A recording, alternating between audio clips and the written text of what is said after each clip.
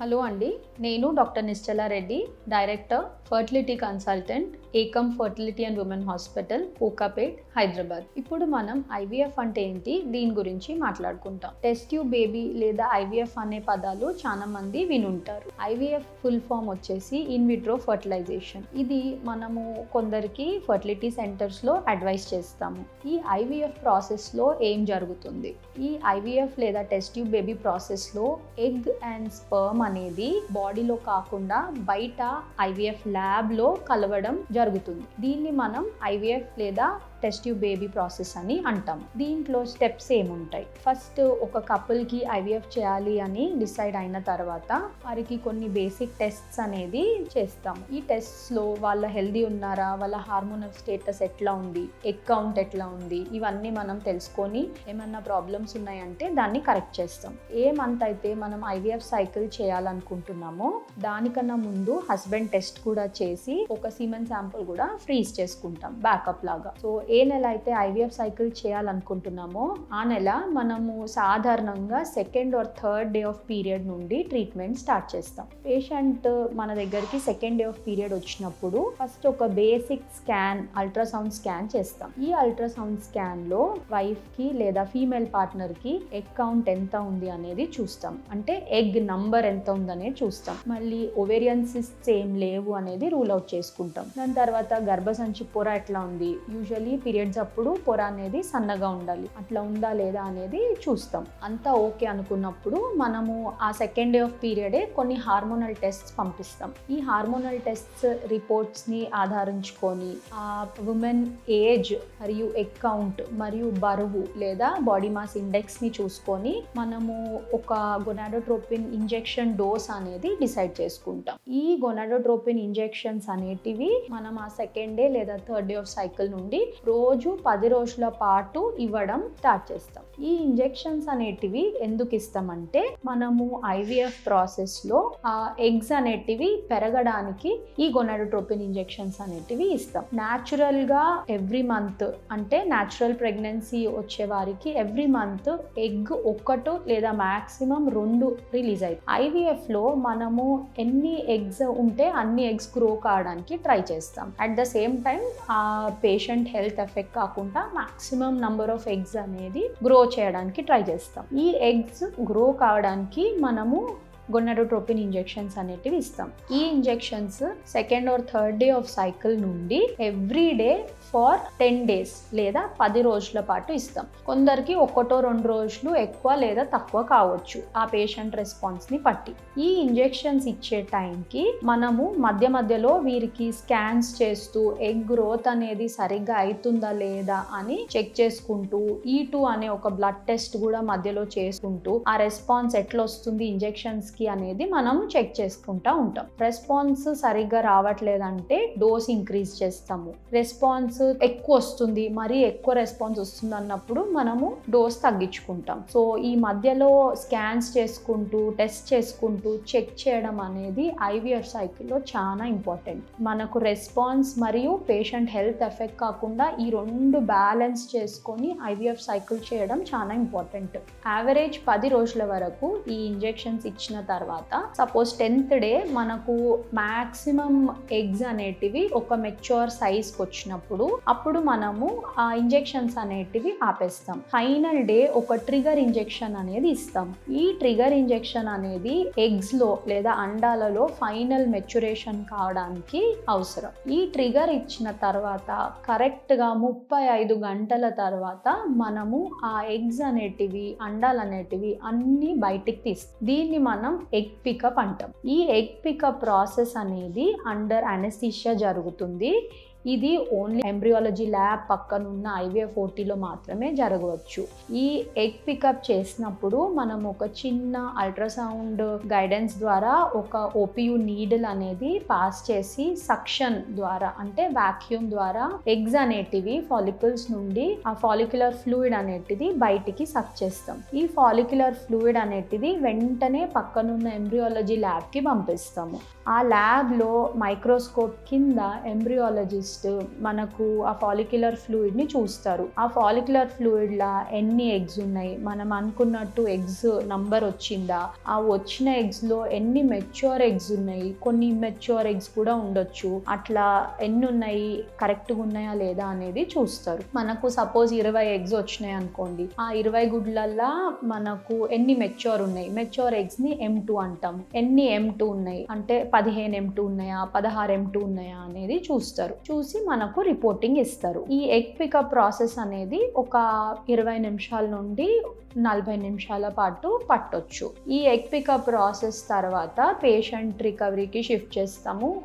కొన్ని గంటల తర్వాత నీళ్ళు ఇచ్చి అదే రోజు ఇంటికి డిశ్చార్జ్ చేసేస్తాము. ఒకవేళ అదే సైకిల్లో మనం ఎంబ్రియోస్ అనేటివి గర్భసంచిలోకి పెట్టాలనుకుంటే ప్రొజెస్ట్రాన్ ఇంజెక్షన్ అనేది కూడా పేషెంట్కి స్టార్ట్ చేస్తాము. యాంటీబయాటిక్స్ పెట్టి పేషెంట్ని డిశ్చార్జ్ చేసేస్తాము. ఆ ఎగ్ పికప్ జరిగిన రోజే IVF ప్రాసెస్ కూడా జరుగుతుంది. అదే సేమ్ డే మేల్ పార్ట్నర్ లేదా హస్బెండ్ సీమెన్ శాంపుల్ లేదా వీర్య కణాల శాంపుల్ ఇవ్వాలి. ఈ శాంపుల్ ఇచ్చిన తర్వాత IVF లేదా ICSI ప్రాసెస్ చేస్తాము. ఈ రెండు మనం సాధారణంగా IVF అనే వర్డ్ యూజ్ చేస్తాం, కానీ ప్రొసీజర్లో తేడా ఉంటుంది. IVF ప్రాసెస్లో ఒక డిష్లో ఒక ఎగ్ పెట్టి దాంట్లో లక్షలాది వీర్య కణాలు వదిలేస్తాము. ఆ వీర్య కణాలలో ఏదో ఒకటి పోయి దానంతలా అదే ఆ ఎగ్ని ఫర్టిలైజ్ చేసి ఎంబ్రియో లేదా పిండం అనేది ఫామ్ అవుతుంది. ICSI లేదా ఇంట్రాసైటోప్లాస్మిక్ స్పర్మ్ ఇంజెక్షన్ అనేది కొంచెం అడ్వాన్స్ ప్రాసెస్. దీనిలో ప్రతి ఒక్క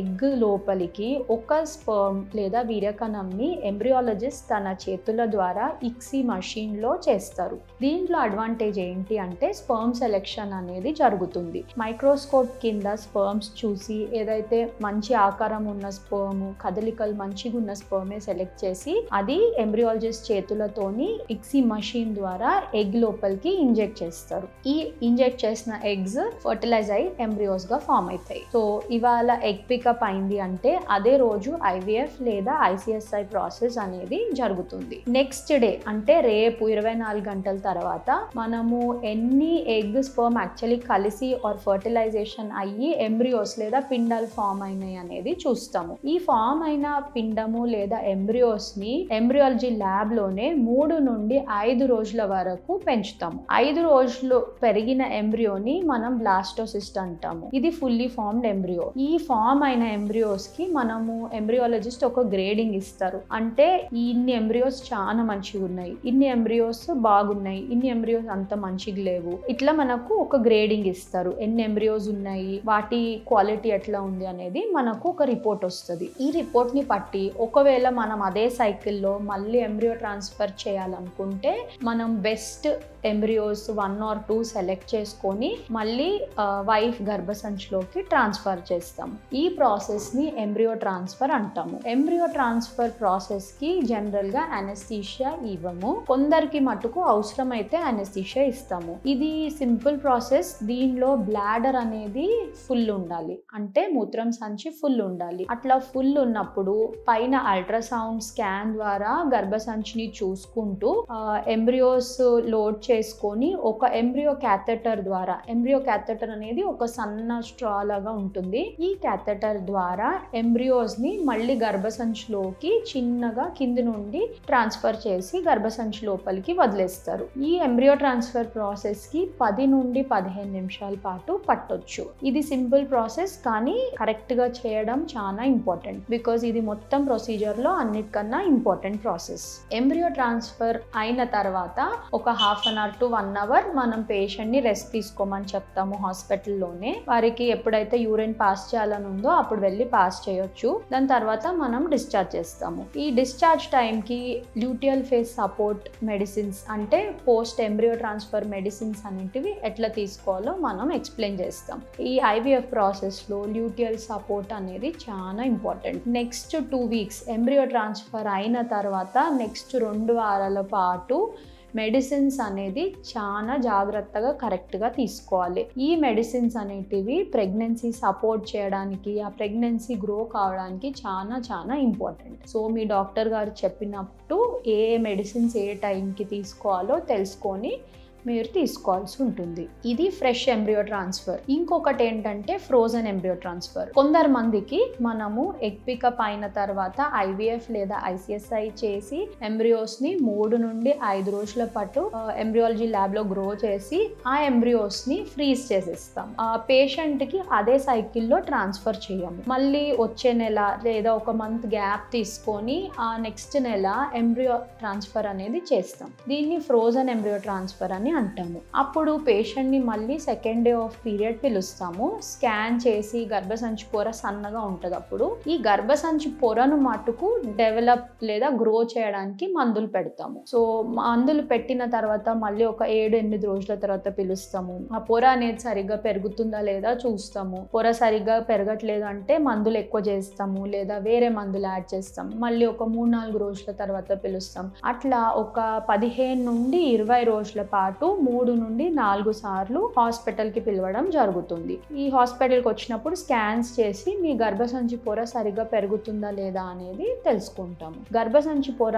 కరెక్ట్ గా గ్రో అయినప్పుడు, మంచి ప్యాటర్న్ వచ్చి మంచి బ్లడ్ ఫ్లో ఉన్నప్పుడు అది రెడీ ఉన్నట్టు అర్థం. అప్పుడు మనం ప్రొజెస్ట్రోన్ ఇంజెక్షన్ అనేది ఒకటి స్టార్ట్ చేస్తాం. ప్రొజెస్ట్రోన్ ఇంజెక్షన్ స్టార్ట్ చేసిన తర్వాత 3 నుండి 5 రోజుల తర్వాత మీ ఎంబ్రియో స్టేజ్ ని పట్టి మళ్ళీ ఎంబ్రియో ట్రాన్స్ఫర్ ప్రొసీజర్ జరుగుతుంది. ఈ ఎంబ్రియో ట్రాన్స్ఫర్ ప్రాసెస్ సేమ్ ఇందాక చెప్పినట్టే అదేలాగా ఉంటుంది. ఎంబ్రియో ట్రాన్స్ఫర్ అయిన తర్వాత మళ్ళీ 2 వారాల పాటు మీరు మెడిసిన్స్, లూటియల్ సపోర్ట్ తీసుకోవాల్సి ఉంటుంది. ఎంబ్రియో ట్రాన్స్ఫర్ ఇవాళ అయింది అంటే 2 వారాల తర్వాత మనం ప్రెగ్నెన్సీ టెస్ట్ చేస్తాం. యూరిన్ ప్రెగ్నెన్సీ టెస్ట్ లేదా ఒక బీటా హెచ్సిజీ బ్లడ్ టెస్ట్ ద్వారా మనకు ప్రెగ్నెన్సీ ఉందా లేదా అనేది తెలుస్తుంది. అంటే ఇవాళ ఎంబ్రియో ట్రాన్స్ఫర్ అయింది అంటే 2 వీక్స్ తర్వాత ప్రెగ్నెన్సీ ఉందా లేదా అనేది తెలుస్తుంది. ఒకవేళ ప్రెగ్నెన్సీ ఉంది అంటే మెడిసిన్స్ మీరు ఇంకొక 2 వీక్స్ వరకు కంటిన్యూ చేయాలి మీ డాక్టర్ చెప్పినట్టు. మళ్ళీ పాజిటివ్ వచ్చిన తర్వాత 2 వీక్స్కి స్కాన్ చేస్తాము. ఈ స్కాన్లో మనకు ప్రెగ్నెన్సీ ఉందా లేదా,